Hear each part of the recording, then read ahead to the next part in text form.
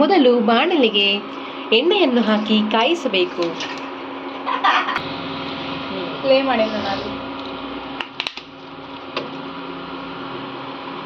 ಎಣ್ಣೆಯನ್ನು ಕಾಯಲು ಬಿಡಬೇಕು.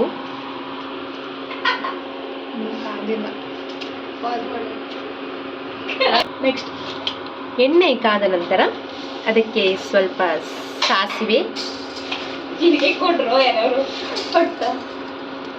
ನಂತರ ಜೀರಿಗೆ,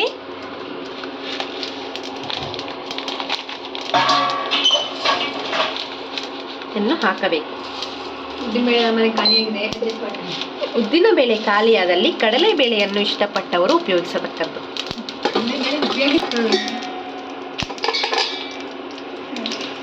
ನಂತರ ಉದ್ದಿನ ಬೇಳೆ ಹಾಕಬಹುದು, ನಾವು ಹಾಕಿಲ್ಲ. ನಂತರ ಕಡಲೆ ಬೇಳೆಯನ್ನು ಹಾಕಿದ್ದೇವೆ, ನಂತರ ಶೇಂಗಾವನ್ನು ಹಾಕಿದ್ದೇವೆ. ಈಗ ಇದನ್ನ ಬಾಡಿಸ್ಕೋಬೇಕು. ಬಾಡಿಸ್ಕೋಬೇಕು.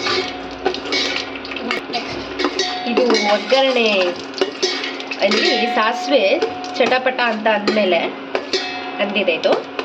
ನಾನು ಹಸಿಮೆಣಸನ್ನ ಹಾಕ್ಕೋತಾ ಇದ್ದೀನಿ. ನಿಮಗೆ ಯಾವ ಥರ ಖಾರ ಬೇಕೋ ಅಷ್ಟು ಹಸಿಮೆಣಸು ಹಾಕ್ಕೋಬೋದು. ನಾವಿಲ್ಲಿ ಖಾರ ಸ್ವಲ್ಪ ಮೀಡಿಯಮ್ ಇರ್ತಕ್ಕಂಥ ಮೆಣಸನ್ನು ಬಳಸಿದ್ದೀವಿ. ಖಾರ ಜಾಸ್ತಿ ಬೇಕಾದರೂ ಜಾಸ್ತಿ ಹಾಕ್ಕೋಬೋದು. ಕೆಮ್ಮಂದ್ರೆ ಸ್ವಲ್ಪ ದೂರ ನಿಂತ್ಕೋಬೇಕಾಗುತ್ತೆ.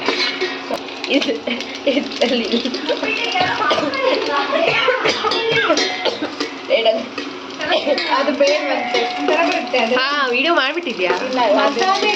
ಪಲಾವ್ ಅಂತ ಪ್ಲೇ ಮಾಡಿದ್ಯಲ್ಲ. ಈರುಳ್ಳಿಯನ್ನ ನೀವು ಹಾಕಬೇಕಿತ್ತು, ಬಟ ಹಾಕ್ರೆ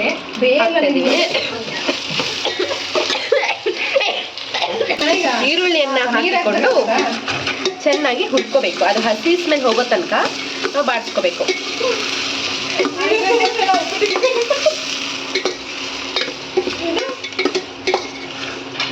ಉಪ್ಪಿಟ್ಟು ಹೇಗಿರ್ಬೇಕು ಅಂದ್ರೆ ಬಾಯಿ ಚುಪ್ಪಿಸ್ಕೊಂಡು ತಿನ್ನೋ ತರ ಇರ್ಬೇಕು. ಈ ರೆಸಿಪಿ ಇದೆಯಲ್ಲ, ಇದು ನಮ್ಮ ಅಜ್ಜಿ ರೆಸಿಪಿ. ನಮ್ಮ ಅಜ್ಜಿನೇ ವಿಡಿಯೋ ಮಾಡ್ತಾ ಇದ್ದಾರೆ. ನಮ್ಮ ಅಜ್ಜಿ ಅವರಜ್ಜಿಗೆ ಹೇಳಿದ್ದಂತೆ. ಸಾರಿ, ಅವರಜ್ಜಿ ನಮ್ಮಜ್ಜಿಗೆ ಹೇಳಿದ್ದಂತೆ. ಅವರಜ್ಜಿ ಅಂದ್ರೆ ಯಾರಜ್ಜಿ? ನಮ್ಮ ಅಜ್ಜಿಯ ಅಜ್ಜಿ. ಇದೊಂದು ತಲೆತಲಾಂತರದ ಉಪ್ಪಿಟ್ಟಿನ ರೆಸಿಪಿ. ಇದು ಬಹಳ ಚೆನ್ನಾಗಾಗತ್ತೆ. ಉಪ್ಪಿಟ್ಟು ಇಷ್ಟ ಪಡದೇ ಇರೋರು ಬಾಯಲ್ಲಿ ನೀರು ಸುರಿಸ್ಕೊಂಡು ಚಪ್ಪರಿಸ್ಕೊಂಡು ಉಪ್ಪಿಟ್ಟನ್ನ ತಿಂತಾರೆ. ನಾನು ಫ್ರೀ ಟೈಮಲ್ಲೆಲ್ಲ ಉಪ್ಪಿಟ್ಟು ಮಾಡ್ತಾ ಇರ್ತೀನಿ ಅವಾಗ ಅವಾಗ. ಈ ಥರ ಹಿಂಗೆ ಹುರ್ಕೋಬೇಕು. ಇದು ಸ್ವಲ್ಪ ಹಸಿ ಸ್ಮೆಲ್ ಹೋಗಬೇಕು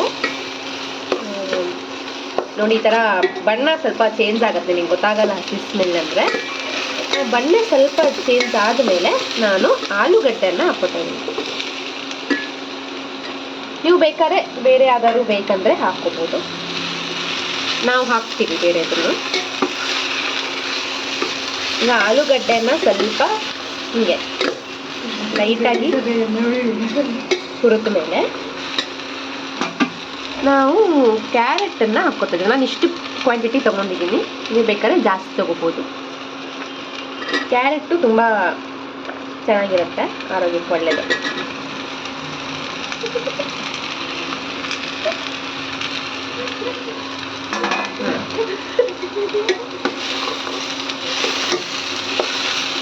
ಈಗ ಇದನ್ನು ಎಲ್ಲ ಹಾಕೊಂಡ್ಬಿಟ್ಟು ಈ ಥರ ಕೈ ಹಾಕ್ಬೇಕು.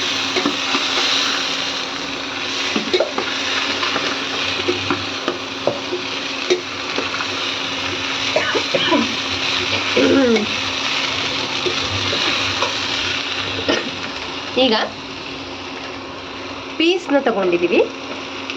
ಇದು ಹಸಿ ಬಟಾಣಿ ಈಗ ತುಂಬ ಟ್ರೆಂಡಲ್ಲಿದೆ, ಆರೋಗ್ಯಕ್ಕೂ ಸಹ ಒಳ್ಳೆಯದು. ಗ್ರೀನ್ ಕಲರ್ ನೀರು ಬಿಟ್ಟಿದೆ, ಮನಸ್ಸಿಗೆ ಮುದ ನೀಡುತ್ತೆ, ಕಣ್ಣಿಗೆ. ಹೌದು, ಇದನ್ನ ನೀರನ್ನೆಲ್ಲ ಹಿಂಗೆ ಹಿಂಡ್ಬಿಟ್ಟು ಹಾಕಬೇಕು.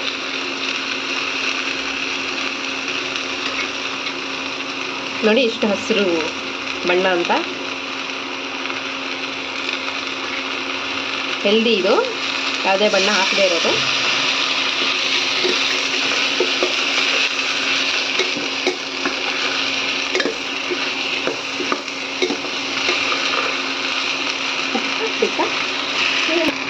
ಈಗ ರುಚಿಗೆ ತಕ್ಕ ಉಪ್ಪನ್ನು ಹಾಕ್ತಾ ಇದ್ದೀನಿ.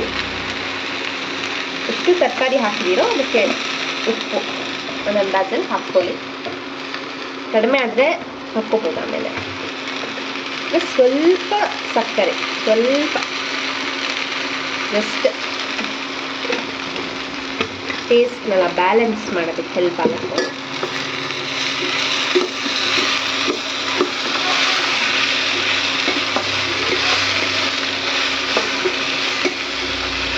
ಈಗ ಚೆನ್ನಾಗಿ ಮಿಕ್ಸ್ ಮಾಡಬೇಕು. ಅಡಿ ಹಿಡಿಯಕ್ಕೆ ಬಿಡಬೇಡಿ, ಹಾಗೆ ಕೈ ಆಡಿಸ್ತಾ ಇರಿ. ಕೈ ಬಿಟ್ಬಿಟ್ರೆ ಅದು ಹಿಡ್ಕೊಂಡ್ಬಿಡುತ್ತೆ. ಮನೇಲಿ ಮಕ್ಕಳೆಲ್ಲ ತರಕಾರಿ ತಿನ್ನಲ್ಲ ಅಂದರೆ ನೀವೇನು ತರಕಾರಿ ಹಾಕ್ತೇನೂ ಉಪ್ಪಿಟ್ಟನ್ನ ಮಾಡ್ಬೋದು. ಬರೀ ಈರುಳ್ಳಿ ಹಾಕಿದ್ರೂ ಚೆನ್ನಾಗಾಗತ್ತೆ. ಆವಾಗ ಈರುಳ್ಳಿನ ಸ್ವಲ್ಪ ರೋಸ್ಟ್ ಮಾಡಿ.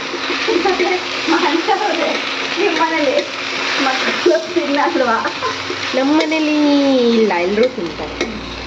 ನಾನು ಅಷ್ಟು ಚೆನ್ನಾಗಿ ಮಾಡ್ತೀನಿ. ನಿನ್ನಂಥ ಕಂತ್ರಿಗಳೇ ತಿಂತಾರಂತೆ, ಮಕ್ಕಳು ತಿನ್ನಲ್ವಾ? ಆ ಥರ ಥರ್ಡ್ ಕ್ಲಾಸ್ ಅವಳು ಬಿಡಿಯೋಳು ಕಾಮೆಂಟ್.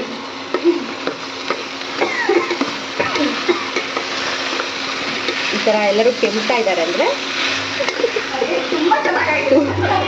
ತುಂಬ ಚೆನ್ನಾಗಿ ಬರುತ್ತೆ. ಕೆಮ್ಮಲಿಲ್ಲ ಅಂದರೆ ಅವ್ರನ್ನ ಹಿಡ್ಕೊಂಡು ಕೆಮ್ಮು ಥರ ಮಾಡಬೇಕು. ನಿಮ್ಮ ಮನೆಗೆ ಕಳ್ಳರು ಯಾರಾದ್ರು ಬಂದಿದ್ರು ಕೆಮ್ತಾರಲ್ಲ, ಗೊತ್ತಾಗತ್ತೆ ನೋಡಿ. ಇಷ್ಟು ಒಂದು ಹೆಲ್ಪ್ಫುಲ್ ಇರುತ್ತೆ. ನನ್ನ ಮಕ್ಕಳೇ ಅಡುಗೆ ಮಾಡ್ಬೇಕಾದ್ರೆ ಅವಾಗ ಥರ್ಡ್ ಕ್ಲಾಸ್ ಅವಳು ತುಂಬ ಕಾಟ ಕೊಡ್ತಾರೆ. ಹಾಂ, ಗ್ಲಾಸ್ ನೀರನ್ನ ಹಾಕ್ತಾ ಇದ್ದೀವಿ. ಈಗ ಇನ್ನೊಂದು ಲೋಟ ನೀರನ್ನ ಹಾಕ್ತಾ ಇದ್ದೀವಿ.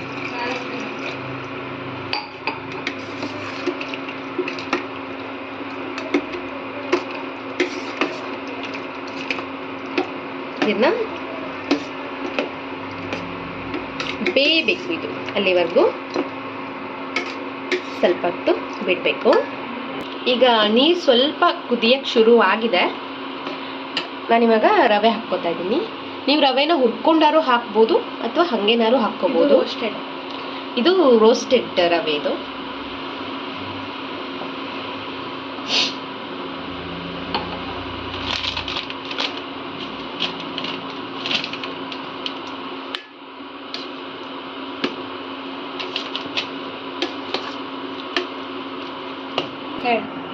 ಈಗ ಇದಕ್ಕೆ ಕಸೂರಿ ಮೇಥಿನ ಹಾಕ್ತಾ ಇದ್ದೀವಿ. ಹಾಂ, ರವೆ ಹಾಕಿ ವಿಡಿಯೋ ಆಗಿದೆ. ಈಗ ಇದನ್ನ ಚೆನ್ನಾಗಿ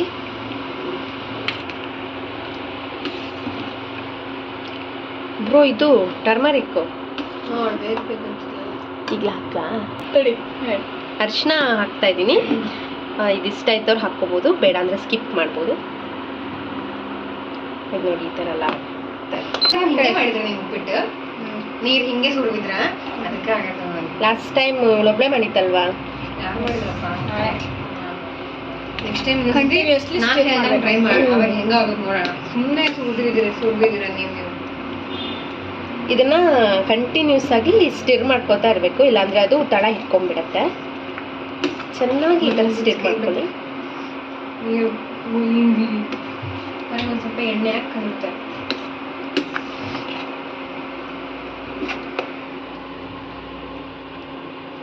ಸಾಕು. ನೋಡಿ, ಈ ಥರ ಕನ್ಸಿಸ್ಟೆನ್ಸಿ ಇರಬೇಕು.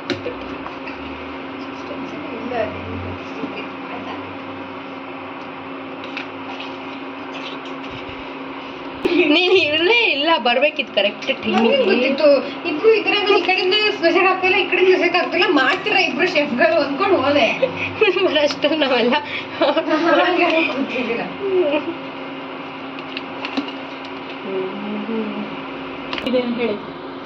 ಈಗ ಉಪ್ಪಿಟ್ಟನ್ನ ಬೇಯಕ್ಕೆ ಬಿಡಬೇಕು.